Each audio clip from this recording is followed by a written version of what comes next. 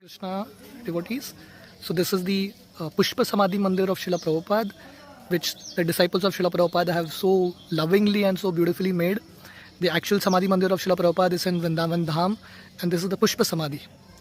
So just in front of the Pushpa Samadhi Mandir of Srila Prabhupada is this very beautiful place and a very important place, which I feel is a very important place for me and for all the devotees. This is actually the Samadhi Mandir of the disciples of Srila Prabhupada, some of the very dear disciples of Srila Prabhupada. So we'll do a quick parikrama of this, the Samadhi Stalis. So this is the Samadhi Mandir of Tamal Krishna Goswami Maharaj. So Tamal Krishna Goswami Maharaj is a very dear disciple of Srila Prabhupada. He is there from the initial days of ISKCON. Prabhupada trusted him like no one else. Some of the major services Tamal Krishna Goswami Maharaj has performed. This Mayapur land has been purchased by Tamal Krishna Goswami Maharaj for Srila Prabhupada. The Vrindavan land, the Juhu land, all these places Maharaj has had a great role to play. Maharaj has actually started preaching in China, and he's done great services to Srila Prabhupada. He entered into the university and he actually started to get a college degree and a graduation degree in order to establish Srila Prabhupada's movement among the professors. And then in the year 2002, Tamal Krishna Goswami Maharaj had come to Mayapur Dham to attend the annual GBC meetings. And as he was departing from this place to the airport, he offered his prayers to Garudji, so that Garudji can take him to wherever the Lord wants. And on his way back to the airport, in a place called Fulia, the place where Namacharya Haridas Thakur did his bhajan, he met with an accident and he departed from this world. So many devotees feel that Srila Prabhupada called for Tamal Krishna Maharaj to perform some great service in some particular planet, and then Maharaj has gone to help Srila Prabhupada. Srila Tamal Krishna Goswami Maharaj ki jai. This is the Pushpa Samadhi of Shripad Gaur Govind Swami Maharaj.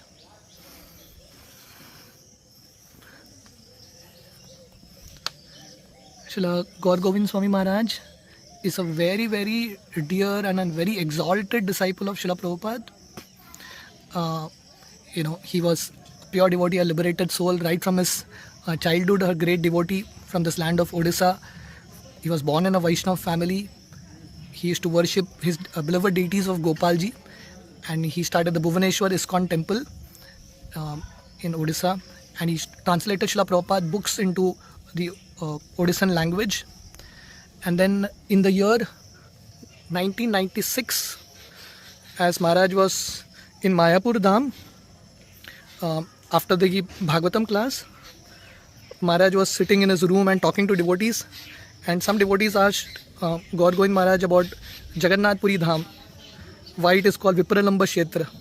And Gaur Govind Maharaj, as he was speaking about Jagannath Puri and the pastimes of Mahaprabhu, how this place, Mahaprabhu is in separation from Krishna, Srimati Radharani is in separation from Krishna, like this, speaking about this, as he was speaking about Mahaprabhu and Jagannath Puri, he just departed from this world. So he actually entered into Samadhi. So on the day of Bhaktisiddhanta Saraswati's Thakur's appearance day in the year 1996.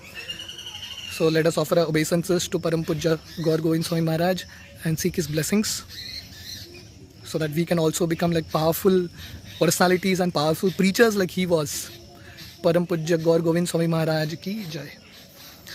This is the Samadhi Mandir of Shripad Bhakti Tirtha Swami Maharaj. Bhakti Tirtha Swami Maharaj is another very, very dear disciple of Srila Prabhupada. He was an Afro-American. He came to Srila Prabhupada in the initial days. In those days, his brahmachari name was Ghanshyam Das, and Srila Prabhupada literally loved him so much, because Bhakti Tirtha Maharaj, even from the initial days, he sacrificed so much for Srila Prabhupada. He went to preach in the communist Russia, behind the iron curtains. It was so difficult. He would go in disguise. There was life-threatening situations for him, but he went through everything and he pushed on Srila Prabhupada's books so much. In the final days when Srila Prabhupada was in Vrindavan, one of the things that would really give him solace was the preaching activities that Bhakti Tirtha Swami Maharaj was doing in Russia. And then Bhakti Tirtha Swami Maharaj, being an Afro-American, he went to Africa and he started some of the most powerful and the most successful preaching in Africa. So many of the African people have become disciples of Srila Prabhupada and surrendered to Krishna.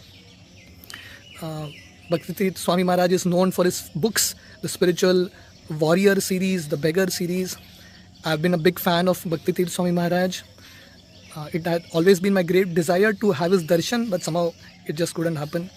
In the year 2005, he was detected with cancer, terminal cancer, and the doctors told him he just had few months to go. So the Bhaktivedanta Swami Maharaj took it very positively as Krishna's mercy.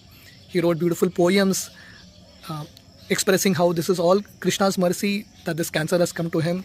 He was so grateful for all the services that he could offer to Srila Prabhupada in the movement. A very great soul. In the year 2005, in America, Gita Nagari, the place where Srila Prabhupada started this farm community.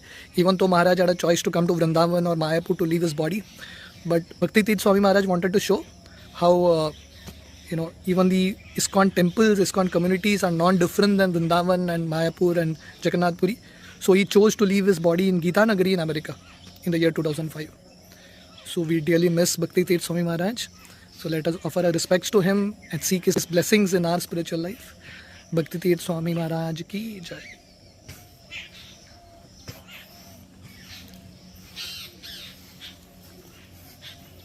And this is the Samadhi Mandir of Sridhar Swami Maharaj.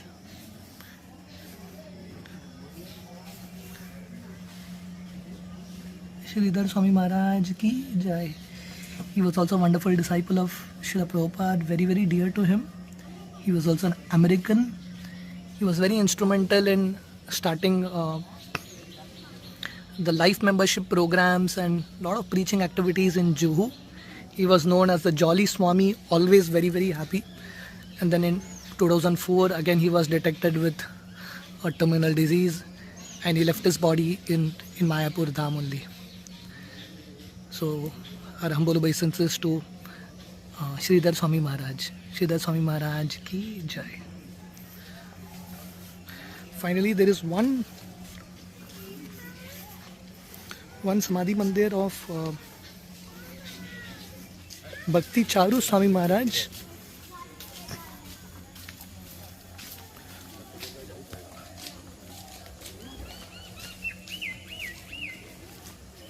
So that is the Samadhi Mandir of Bhakti Charu Swami Maharaj, who recently left his body during the COVID times.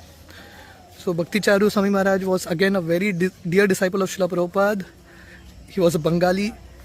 Even though Prabhupada could have translated his books in Bengali, but Prabhupada gave this service to Bhakti Charu Swami Maharaj, and he's the one who translated all of Srila Prabhupada's books into Bengali, the mother tongue of Srila Prabhupada. And he was such a sweet personality. Anytime you would just meet him, you could just win anyone's hearts. Very, very humble, very unassuming, and completely non-envious.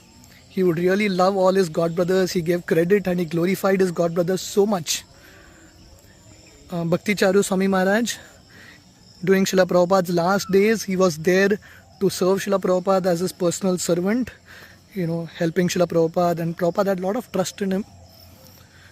He also made this series of videos and a film episodes called Abhay Charan series, which is still quite famous. He directed this whole series of Abhay Charan, the life of Srila Prabhupada. So he passed away just recently in 2020.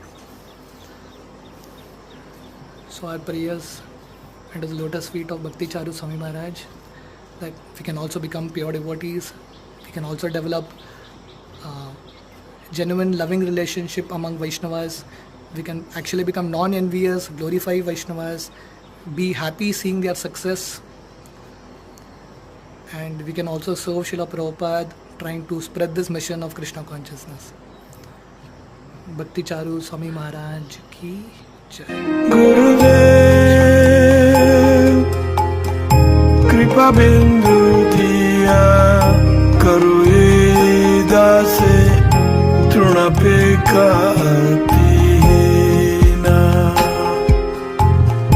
Sakala Sahane Baladi